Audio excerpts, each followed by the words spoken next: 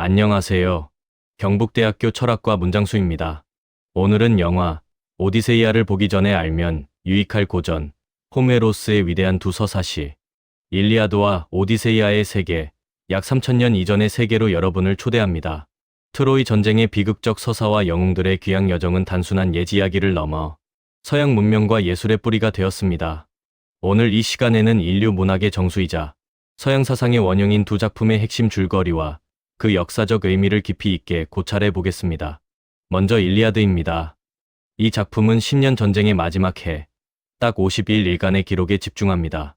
주인공 아킬레우스가 총사령관 아가멤논과의 갈등으로 전장을 떠나면서 비극이 시작되죠.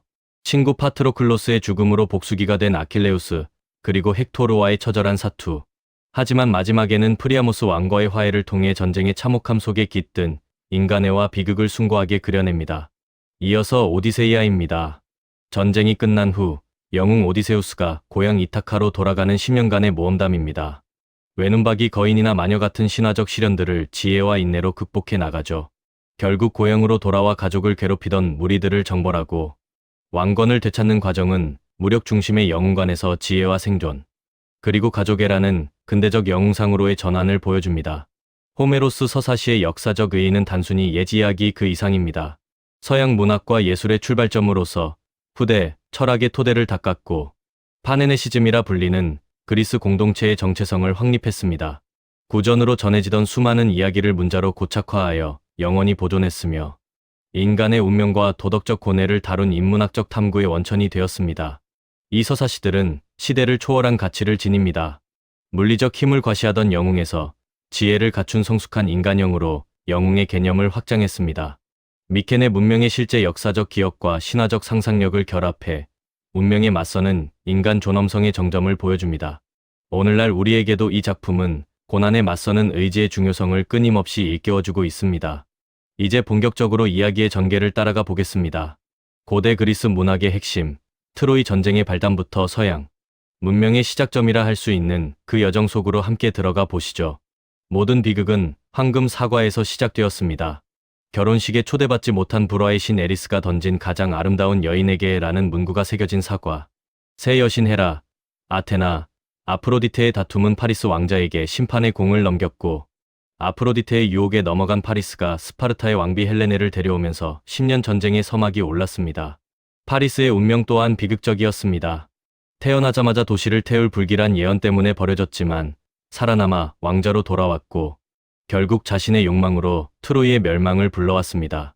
전쟁 말기 그가 입은 치명상은 예언의 완성인 동시에 한 인물의 선택이 나라 전체를 어떻게 운명적 종말로 이끄는지 극명하게 보여줍니다. 일리아드의 핵심은 아킬레우스의 분노입니다. 총사령관 아가멤논과의 자존심 싸움으로 참전을 거부하자 그리스군은 위기에 처합니다. 이때 친구 파트로클로스가 그의 갑옷을 입고 대신 출전했다가 헥토르에게 전사하게 되죠. 이 비극은 다시 아킬레우스를 전장으로 불러들이는 강력한 동기가 됩니다. 결국 아킬레우스는 헥토르를 처단하고 시신을 훼손하는 광기 어린 복수를 감행합니다. 하지만 아들의 시신을 찾으러 밤중에 적진에 잠입한 프리아모스 왕을 만납니다. 자신의 아버지를 떠올린 아킬레우스는 증오를 거두고 프리아모스와 함께 눈물을 흘리며 화해합니다. 복수보다 깊은 연민, 이것이 일리아드가 말하는 인간성의 본질입니다. 오디세이아에서는 오디세우스의 10년 모험이 펼쳐집니다. 포세이돈의 저주로 바다를 떠돌며 거인과 괴물들을 마주하죠. 하지만 그는 오직 지혜와 인내로 고향 이타카에 닿습니다. 자신을 잊지 않고 기다려준 아내 페넬로페를 만나고 왕권을 찬탈하려던 무리들을 정리하며 평화를 회복하는 과정은 인내의 미학을 보여줍니다. 호메로스 서사시는 서양 문학의 가장 견고한 초석입니다. 신화와 구전 기록을 집대성하여 비극의 원형적 구조를 제시했죠. 철학적 관점에서도 인간이 신의 권력 앞에서도 자신의 고통을 견디고 타인의 슬픔에 공감하며 존엄을 지켜내는 가치를 보여주었다는 점에서 인류에게 깊은 통찰을 남겼습니다. 이제 영웅들의 명구를 통해 그들의 내면을 들여다보겠습니다. 인간적 비극과 의무, 그리고 자유의지와 필멸의 가치가 담긴 철학적 대화들을 함께 살펴볼까요? 아킬레우스는 고백합니다. 고향에 돌아가 길게 살지, 트로이에서 죽고 영원한 명예를 얻을지. 필멸의 한계를 가진 영웅으로서 그는 영원한 명예를 위해 목숨을 건 비극적 열망을 선택했습니다. 그에게 영예는 곧 자신의 존재 가치였던 셈입니다. 헥토르는 조국을 위해 싸우는 것이야말로 가장 숭고한 징조라고 말합니다. 멸망을 예감하면서도 도시와 가족을 위해 책임을 다하려는 그의 모습은 우리가 흔히 보는 시민 영웅의 정석입니다. 자신의 운명을 받아들이면서도 끝까지 의무를 저버리지 않는 헥토르의 자세는 깊은 울림을 줍니다. 프리아모스가 아킬레우스에게 건넨 애원은 이 서사시의 최고 경지입니다. 자식을 죽인 원수의 손에 입을 맞추며 아버지로서 자비를 구하는 장면.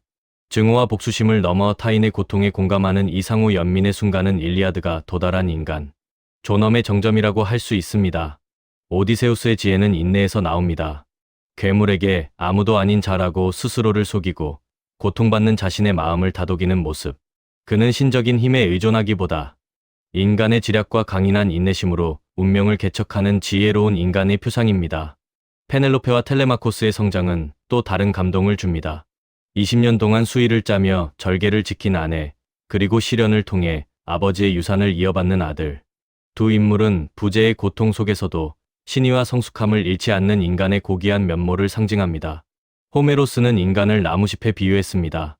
한 세대가 지면 또 다른 세대가 자라나는 것이 인간의 삶이라고 말이죠. 이러한 서정적 직시는 인간이 유한한 존재임을 인정하면서도 그 짧은 생애 속에서 존엄성과 인류애를 꽃피우는 비극 정신의 기틀을 마련했습니다. 파리스는 전쟁을 끝내기 위해 목숨을 건 1대1 결투를 선언합니다. 자신의 사랑으로 인해 전쟁이 시작되었음을 인정하고 그 대가로 모든 것을 걸고 싸우겠다는 결의는 그의 사랑이 단순한 유의가 아니었음을 보여줍니다. 비난을 압도하는 파리스의 열정은 강렬합니다. 세상 모두가 그를 저주해도 헬레네를 향한 본능적인 사랑만큼은 변치 않는다는 고백. 도덕적 사회의 시선보다 스스로의 감정을 앞세운 그의 고백은 극단적인 낭만주의적 사랑관을 드러냅니다. 형 헥토르의 질책과 헬레네의 요청에 응해 다시 전장으로 복귀하는 파리스. 비극적 운명을 받아들이고 사랑하는 이들을 지키기 위해 죽음을 무릅쓰는 선택은 한 인간이 사랑을 지키는 방식으로서의 처절한 다짐입니다. 오비디우스의 기록에서 파리스는 말합니다.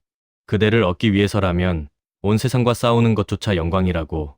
사랑을 위해 생명마저 기꺼이 내놓겠다는 그의 극단적인 낭만주의는 비극적 서사의 주인공다운 강렬함을 담고 있습니다.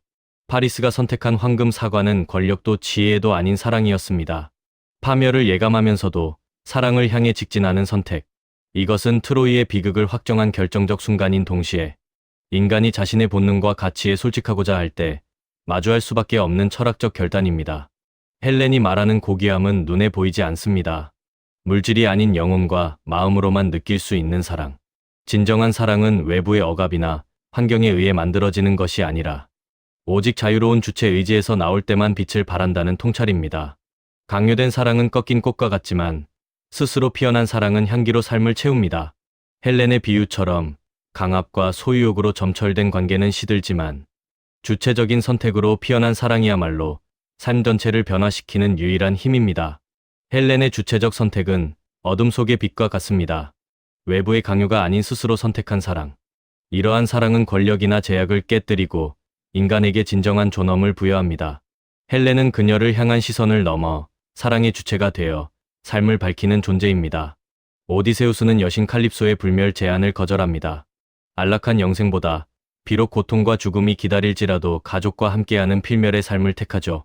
이는 인간의 삶이 가진 진정한 가치가 완벽함이 아니라 유한함과 관계 속에 있음을 단언하는 선언입니다.